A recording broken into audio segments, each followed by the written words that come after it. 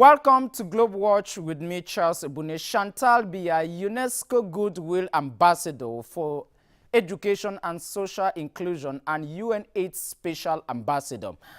Albert Roger Miller, Rolling Ambassador and Africa Player of the Century. Samuel Etofi's four-time Africa Player of the Year. And Victor Anomangu, an exceptional scientist with his Vanivax theory.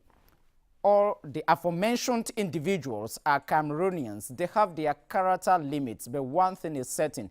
They have marketed Cameroon well globally wherever they have found themselves through their personal exploits. Tonight, American most respected one-off magazines, Forbes, can authorize us to add another in that inconclusive list.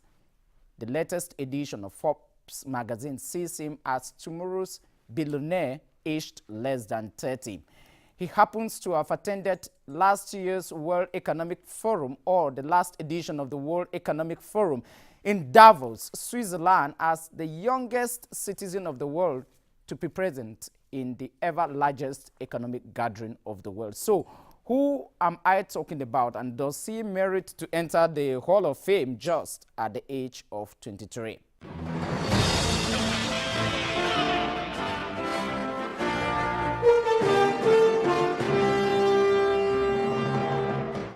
Alain Nteff, thanks very much for accepting our invitation on GLOBEWATCH. It's an honor, Mr. Charles EBUNE. Let me start the interview from where I am supposed to end. Some are born great, some achieve greatness, and others have greatness thrust upon them. Where do you belong? That's a very challenging question because I've always had that problem of defining greatness. Certainly, we are going to define greatness as the interview goes on. You are the Chief Executive Officer of Gifted Mom, an enterprise you founded to solve a crucial health problem globally, maternal and infant mortality death. Tell me how the idea of Gifted Mom came about. Okay, thank you very much. So Gifted Mom is an organization, a social enterprise that that develops innovative and low-cost technologies to improve maternal and infant health. Our first technology has been an automated mHealth solution, which sends SMS and voice notifications to pregnant women on when to come for the next antenatal care, and also alerts mothers with babies on when to bring their babies for the next vaccination session. So the idea of starting Gifted Mom came in 2012. So I started with a friend, his co-founder, and he's a medical doctor, Dr. Conrad Tanku. And the idea came about in 2012 when I visited him in a rural area when he was doing his integrated medicine. And I was particularly shocked by the alarming rates of maternal and infant mortality that his clinic had registered in a very short period of time. So the question was, at that time in my head was, so why is it that in 2012, with all the technology, we still have like alarming rates of maternal and infant mortality, which is an ancient problem? So it led to another question, because his answer was, the key thing that still keeps these very high rates of maternal and infant mortality is that pregnant women don't come for antenatal care sessions on time, and women don't bring their babies for vaccines. And that's why we still have over 7,000 pregnant women still dying in Cameroon, despite all what the government. Is that a yearly figure? That was approximately a yearly figure for 2013, 2014. Okay. I should tell our audience that you are a product of Sacred Heart College, Mancon, and a graduate from the Polytechnic of Yaoundé, an engineer by training, involved in solving a health problem. How was the transformation from an engineer to becoming a star, as we will discover in the course of the interview, in solving health problems? Okay, thank you for bringing me back to the transition, because so what happened was when I met Conrad was he made me to understand that medical resources have been made available, but there were no channels actually to educate pregnant women and mothers on the available medical resources that the government and international organizations have put in place for them. So especially those pregnant women and mothers in rural areas. So at that time, I noticed that mobile phones, there are more mobile phones in rural areas than TV sets. So mobile was a good channel of educating pregnant women on how to better manage their pregnancy and to how to better manage their babies. So what actually struck in my head was I could use my engineering skills to actually solve this problem. How? So we actually developed an mHealth solution. It's a platform that now sends these notifications to women, and it's customized for each woman. It is a stage-based notification system that is educating each woman with respect to her stage of pregnancy or the age of her baby. So, how do you operate that? How does it work? Let's take, for example, if Madame EBUNE has prenatal and antenatal or whatsoever you call them complications. How do you service me? Yeah, so that's great. So let's take Miss EBUNE, who is a pregnant woman in a rural area in Cameroon, because in urban areas the women like the rate of antenatal care attendance is actually good, but in rural areas where there is that challenge of education, of transportation, is a little bit low. So Miss EBUNE is this pregnant woman in a rural area in Cameroon, and now let's say it's the first time she's getting pregnant, so she does not actually know how to take care of her pregnancy and the rest. So she can either do this in two ways. She can either send mom to 8006, and what we do, we call Miss EBUNE, we get her last menstrual period, we get the language that she wants to be receiving her SMSs. Is communication in English and French and Pidgin? Yeah, English, French, and Pidgin. So what happens is we start notifying her when... The three most common languages in the country. Yes, and also Fufude is also one. We're trying to integrate Fufude right now. Okay. So what we do is we start educating her on the tips, like the things that she should be doing in order to maintain a safe pregnancy. We also notify her on when to go for her next antenatal care session and tell her why she should do that session. So we have also been able to do a pilot with some hospitals. So if she's in a village where her hospital is a partner with us, she can just go there and she's subscribed and she continues doing the service. Also, if Ms. EBUNE is in the house and she has a complication, maybe she has a swollen leg or she's having morning fever and she does not know what to do, she can just send mom and her question to 8006, and we have a team of medical doctors that will reply to her instantly. Okay. Apart from the telephone service, which you are using to communicate with the pregnant women worldwide, or let's say in Africa for the moment, what other channels of communications are available? Okay, that's a good question, because one other channel is the hospitals themselves. We notice that women already trust these hospitals. I should add that you operate in about 15 localities in the country. Exactly. So we operate in about 15 villages already, mostly in the northwest, the southwest, and the center region of Cameroon. And a woman can go to the hospital and be registered for the service. But now we also run a web service that a teenage mom or a mother who is pregnant and has some digital skills can always go online to www.giftedmom.org, and there's a lot of content on maternal and infant health, and she can also subscribe through the web platform, and it comes to us and we start sending her healthy tips and notifications. Also, we also have a website, an email, info@giftedmom.org, and you can always contact us there to get more information. Okay. It's because of your innovative skills through the development of an app technology to solve one of the most deadly elements in the 21st century, infant and maternal mortality, that you became a Google student ambassador and you went to South Africa to win an award worth $25,000. That should be around 15 million CFA francs in the current exchange rate. By then, it was about 12.5 million. Tell us about this prize award in South Africa, in which there were hundreds of candidates and you emerged the overall winner. Okay, so it happened in September 2014, and the award is called the Anzisha Prize Award. So it's an award funded by the MasterCard Foundation and hosted by the African Leadership Academy. It's an award of $75,000 actually. So what happened was, which is given to young African entrepreneurs between the ages of 15 to 22. So what happened was we applied for the award because we wanted to get some funding to scale nationwide in Cameroon, to scale Gifted Mom nationwide in Cameroon. And what happened was we were amongst about 330 applicants from all over Africa. So we, after an interview phase, phone interview phase, We were semi-finalists among 40 other people in Africa. So the Andisha Prize team came to Cameroon, did diligent study, what we were doing, what we had created, and the impact we were having. So after that, they went back to South Africa and were amongst the 12 finalists that were chosen from all over Africa to come pitch in South Africa for the grand prize. So we arrived in South Africa, we did 2 weeks there in Johannesburg, and we had coaching, mentorship, and business plan advice. And we had 5 minutes to pitch our what we were doing in front of a jury and an audience. So after that, Gifted Mom from Cameroon won the grand prize of $25,000. So actually that money has helped us now to put a solid structure behind Gifted Mom, a good team. We are building innovative and edge-getting technologies, and we actually want to scale nationwide now in Cameroon and go and reach over 5 million users across Africa in the next 2 years. You are talking about the 5 million agenda. Latest statistics from the United Nations Development Program states that about 8,000 women, something of that figure, die yearly because of maternal and infant mortality rates in Africa. And you have a project of helping 5 million African women by 2017. That is in about 2 years' time. How are you going?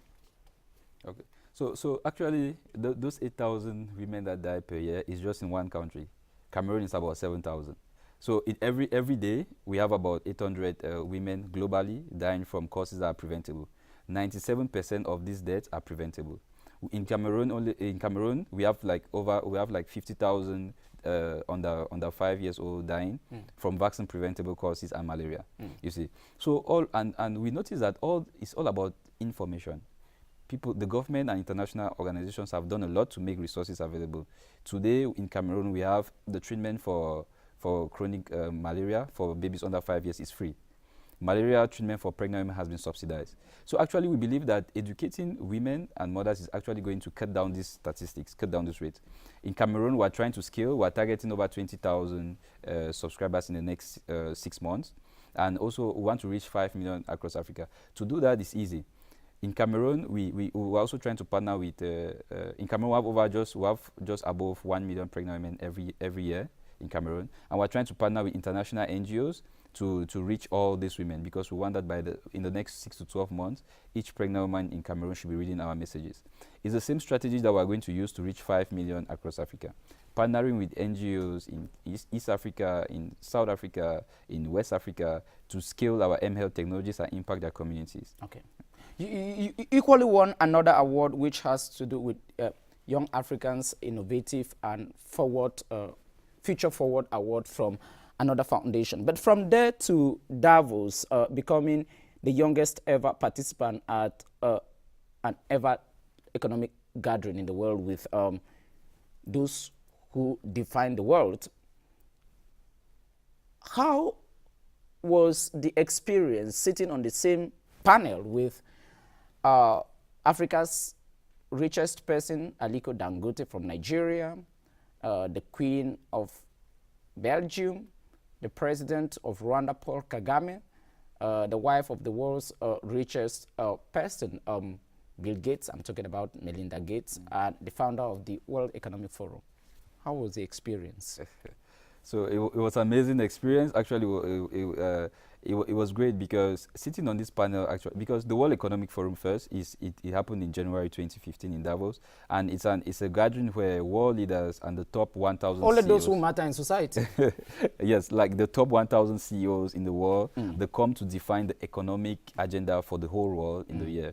And there at the forum, I was there sitting, and I noticed that I was the only person invited from Cameroon in a gathering that was going to be defining our own economic outcome, you see. So I was put in a position where I had to represent Cameroon, and that was the main objective there, trying to give a good impression of what we were doing in Cameroon. And I also took that opportunity to talk about what we're doing to reduce the already alarming rates of maternal infant health. What did you tell them? Across the continent. So actually, first of all, told them what we're doing, and also because when we are running this project, people are always asking, like, why is it the man who is running a project which deals with maternal and infant mortality. And women actually are those that most of the times that ask that question. And it was also that opportunity for them to tell them that the problem of maternal and infant mortality is not just a woman's problem or a feminist problem or something like that. The problem of infant and maternal mortality is a humanitarian problem. It's a huge global problem. And just as we need the women, we need the men, and we need everybody to partake in the fight. You need everybody to partake in the fight, and that gives me the opportunity to ask a question about partnership. I know that locally you are working with students associations and many others to help you in the business you are running to save lives and make life better for everybody. You were sitting with the best contacts on earth. What did you establish, especially with the boss of Nestle, with whom you are equally on the same side? Yeah, so it was actually good meeting these people. I had a good exchange with the Did they promise you funding? So I had a good discussion with the CEO of Nestle, and it was because I actually like what they do in the baby infant food and their research in nutrition though. So it was also a good discussion with Melinda Gates and Paul Kagame, and it was I really got good inspiration from them.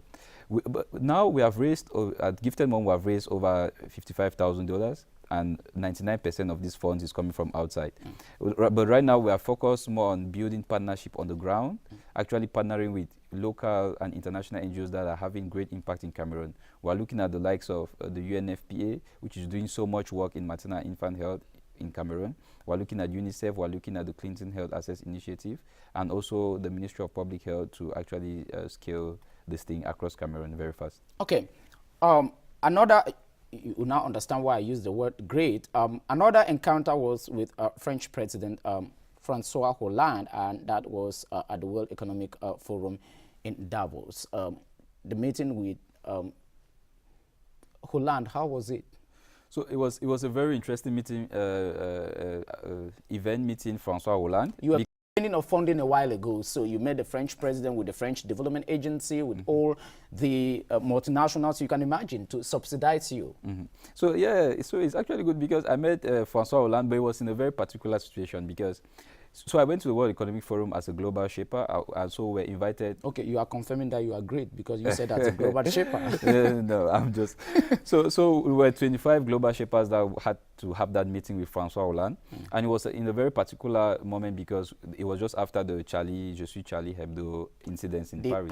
The January 7 attacks at satirical magazine site Charlie Hebdo. Exactly. So meeting with Francois Hollande was actually that opportunity for me because they had successfully mobilized media and their population to actually fight terrorism during that Charlie Hebdo incident. So it was actually a great medium for us, especially those coming from Africa and other places where there's terrorism, like in Kenya, the Garissa incident, and also in the Middle East, to actually see how we could come back and mobilize our own communities to actually face our own different types of terrorism.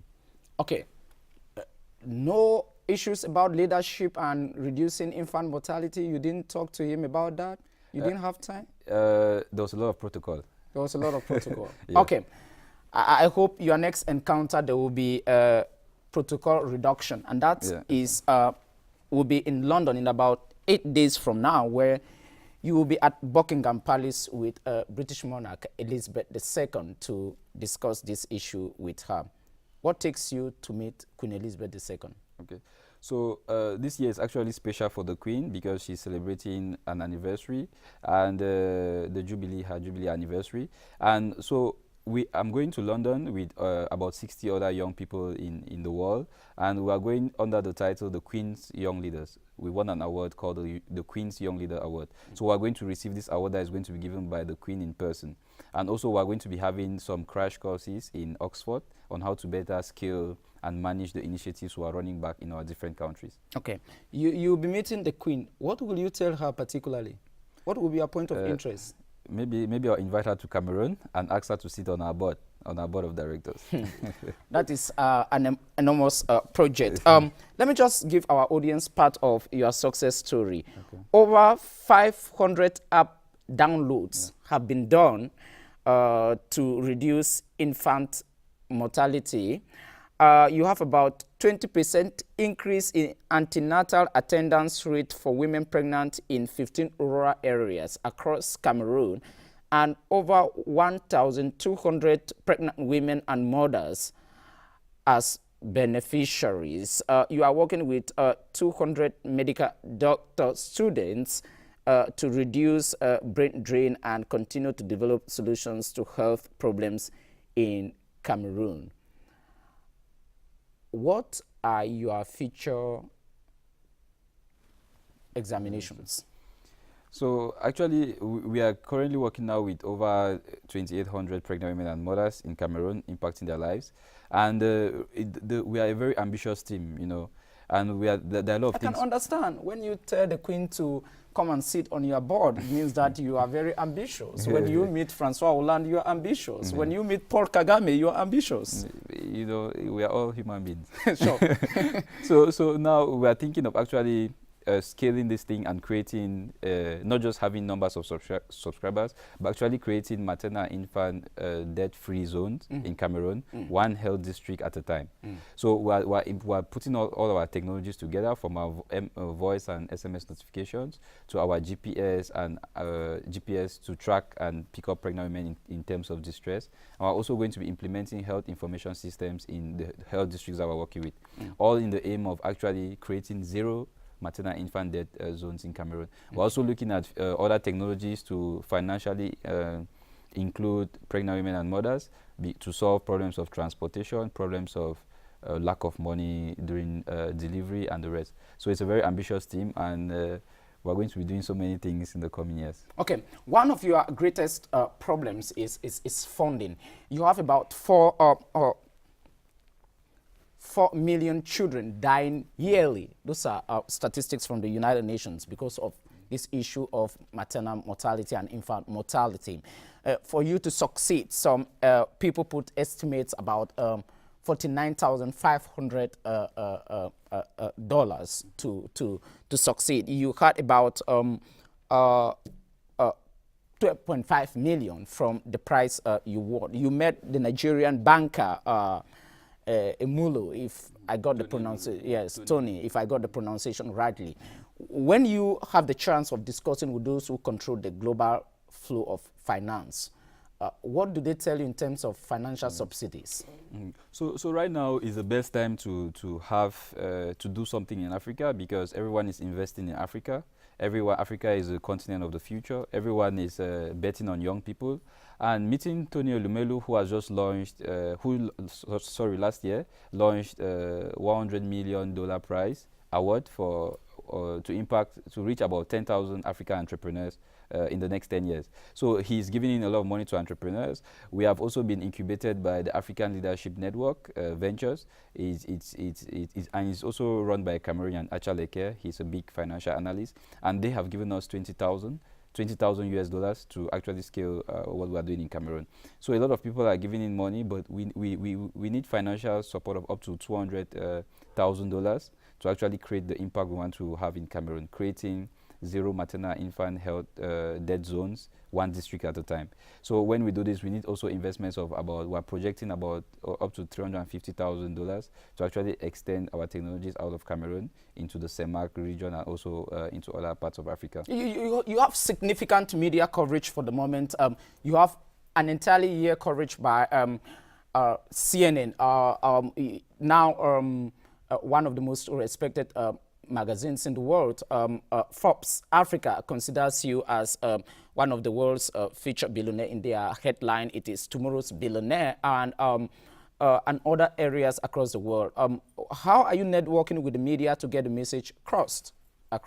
Yeah, so that is actually a very a good question, because we actually didn't go to the media. I don't know how the media found us, and we have been enjoying great amount of coverage from when them. You do great things, the media will look for you. Yeah, and we have been getting good visibility and credibility through this media, Forbes, Jeune Afrique, Huffington Post, even local Cameroon media like Cameroon Tribune.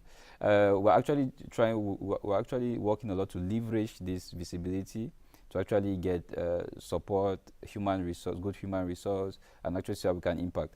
We're also looking at good Cameroon local coverage, because it's key that there's no need doing a TV interview in South Africa when your target audience for now is in Cameroon. So we're also looking at good partnerships with Cameroon media. You're doing strategic calculations.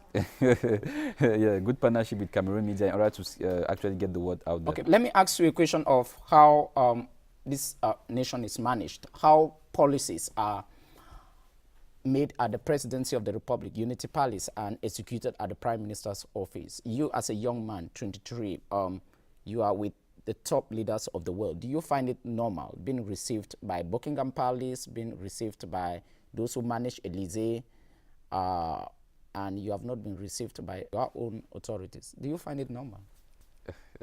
No, so as you actually said, it's politics. Everything is politics. The Buckingham Palace is politics. Davos is politics. Cameroon is politics, and is what is good. So we're trying to leave that to the politicians and actually focus on what we do best, which is actually impacting lives of pregnant women and mothers using technology. So we're not in the business of meeting politicians. I go back to the first question. Some are born great, some achieve greatness, and others have greatness thrust upon them. Where do you finally belong? So I think I need to choose one. Sure. So well, actually, it's a great team. We're actually trying to build a great team, trying to achieve greatness together through the impact that we're going to be creating on the ground. So let's choose the second one. The second category. Yeah. Those of people like Nelson Mandela. If you say so. Alain Nteff Kezaf, young Cameroonian entrepreneur, dining with leaders across the world today because of one solution you are providing to increase better life. I'm afraid we have to end here. Thanks very much for accepting our invitation, and we wish you a safe journey to London, as they say in French, aller retour. Aller retour. Thank you so much, Charles. Pleasure sitting on your program. You're welcome.